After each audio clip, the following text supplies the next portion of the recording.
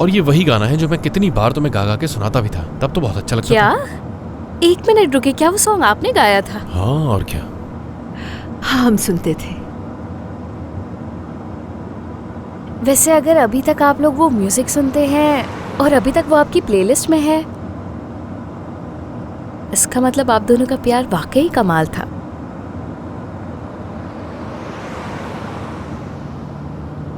Music का कह रही हूँ।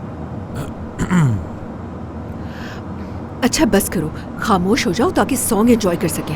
Bilmez o gergin kırılganlığınla senin her solukta sonsuzluk ve ölüm.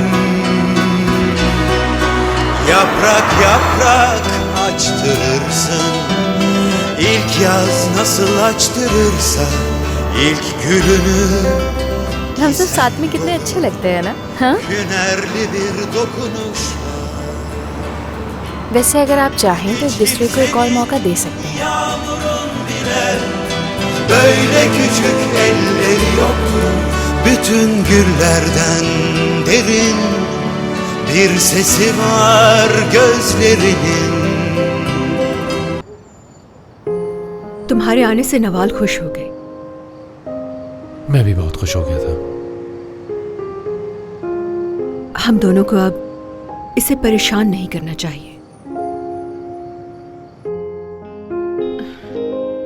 गुस्से की थोड़ी सी तेज है, हर छोटी बात दिल पर ले लेती है, मगर इसका दिल बहुत अच्छा है। वो तो है। आज ही कुछ लोगों के साथ लड़ना शुरू हो गई क्योंकि वो मेरे बारे में गलत बातें बोल रहे थे।